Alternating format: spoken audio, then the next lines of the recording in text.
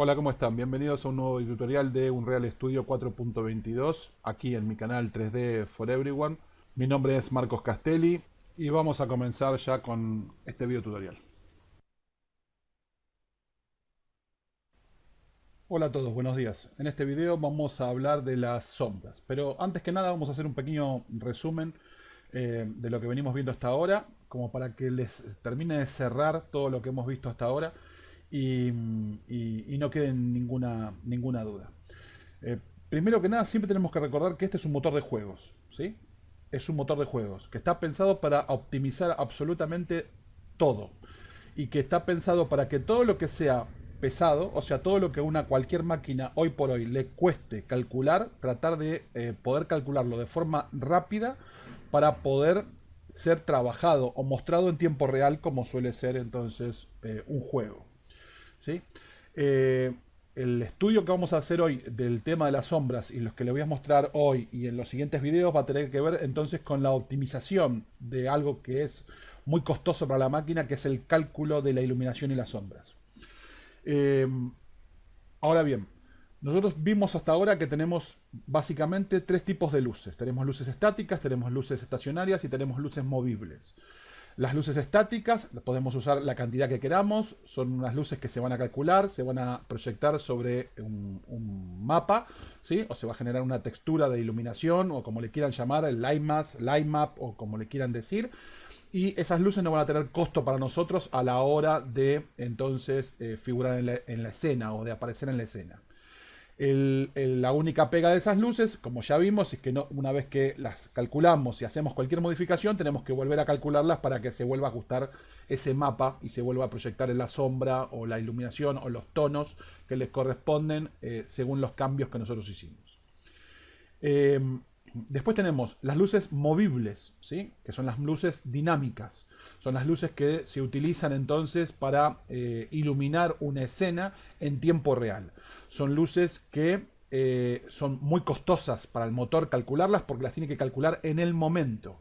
¿Sí? No influyen sobre el line map, o sea, no influyen en lo más mínimo sobre el line map y no son luces muy ¿cómo decir? Muy correctas de usar porque son luces que no van a calcular global iluminación, o sea, no van a calcular los rebotes de la luz, no van a mostrarnos qué pasa con las sombras en los lugares donde la luz no es directa.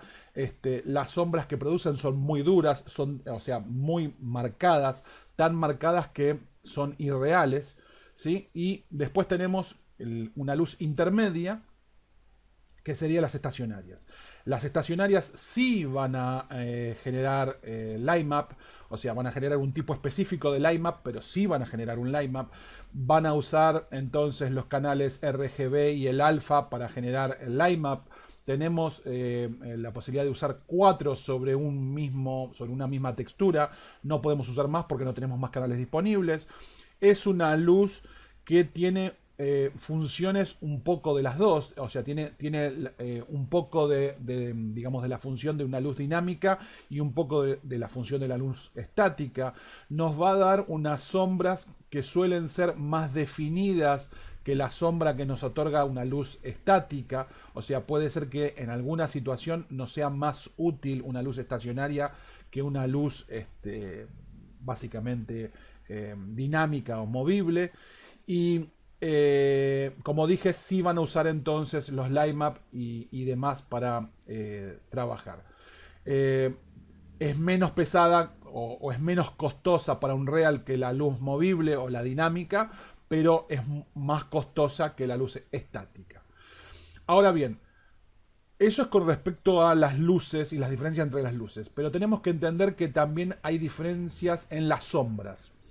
Si notamos, tenemos ya a este punto tres sombras diferentes. Tenemos las sombras que producen las luces estáticas, que se proyectan sobre un mapa, ¿sí? Un mapa, una textura. Tenemos las luces que proyectan las luces estacionarias, que también se proyectan sobre un mapa, pero un mapa entonces utilizando los canales RGB y el alfa. Y tenemos las luces dinámicas que proyectan sombras dinámicas que se calculan en el momento. Ahora, estas sombras dinámicas que se calculan en el momento, también tienen diferentes tipos, digamos, de sombras dinámicas. No hay una única sombra dinámica. ¿Por qué les digo esto? Porque si yo estoy, por ejemplo, en un exterior, ¿sí? Yo estoy en un exterior. Si yo estoy mirando a un exterior y tengo, por ejemplo, la luz del sol que es dinámica, ¿sí? La luz del sol, supónganse que la pongo como estacionaria o la pongo como movible, por tanto sería dinámica. Y yo sé que las sombras dinámicas, o sea que las sombras que proyectan una luz dinámica son dinámicas y que son costosas para un real tiene que tener alguna forma de que si van a ser muchas las sombras que yo voy a tener que estar calculando, de que esas sombras sean tratadas de alguna forma de que no le generen un problema a un real. O sea, imagínense que yo estoy viendo hacia afuera un exterior que está lleno de árboles, no hay 3, sino que hay 500 árboles, y tengo, por ejemplo, la luz del sol configurada como estacionaria o tengo la luz del sol configurada como movible, por la razón que sea. Imagínense que todas esas sombras que está calculando sobre cada una de las hojitas de esos árboles tendrían que ser sombras dinámicas. Y si estamos diciendo que las sombras dinámicas es de lo peor que le podemos hacer a un real para calcularlas, evidentemente estaríamos complicándole la vida mucho a un real. Por eso existen diferentes tipos de sombras dinámicas. Ahora las vamos a ir viendo. La que vamos a ver hoy es Cascade Shadow Map o sombras en cascada. ¿Qué es esto de sombras en cascada? Son sombras que un real va a manejar o les va a modificar el cómo se ven y la calidad que tienen en base a la distancia que yo estoy viendo estas sombras. ¿Vieron así como eran los LODs? ¿Vieron la teoría de los LOD? Que no tenía sentido que yo viera, por ejemplo, una malla con una complejidad muy alta en cuanto a geometría, si yo estoy muy lejos de esa geometría. Bueno, lo mismo pero aplicado a las sombras. O sea, lo que un real hace con las Cascade Shadow Map es que si entiende que si yo tengo sombras que son dinámicas, son pesadas. Por tanto, lo que va a hacer es interpolar en base a la distancia que yo esté de las sombras, va a bajar la calidad de las sombras, va a bajar el nivel de detalle de las sombras al punto tal de que inclusive un objeto que esté a una cierta distancia ya no proyecte sombras o ya no me muestre a mí esas sombras. ¿Sí? Eso es de lo que se encarga Cascade Shadow Map. Ahora lo vamos a ver. Antes de pasar a ver eso, les quiero mostrar, aprovecho para mostrarles otra cosa. Recuerdan que yo les dije en algún momento que por ahí, en vez de que yo toque básicamente la Game Settings y modifique la exposición, yo podría, por ejemplo, colocar unos spots apuntando hacia adentro con la misma dirección que tiene el sol para lograr una mayor iluminación en la escena sin que esto me afecte, que cuando yo mire a través de un cristal yo vea todo blanco. Bueno, esto es lo que acabo de hacer yo acá, ¿sí? Que lo hice fuera de línea para no demorarme, ¿sí? Pero puse 6 spots configurados por defecto, no les cambié nada, cada uno de esos spots no tienen absolutamente nada. La única diferencia que tienen estos spots es que les puse que no me calculen las sombras. O sea, si yo selecciono cualquiera de estos spots, ¿sí? Ninguno de estos spots, ninguno tiene puesto que calcule sombras. ¿Sí? Yo no le puse que me calcule las sombras, porque las sombras, yo la única sombra que quiero es la que me produce el sol, así que la única sombra que quiero que se calcule es la del sol.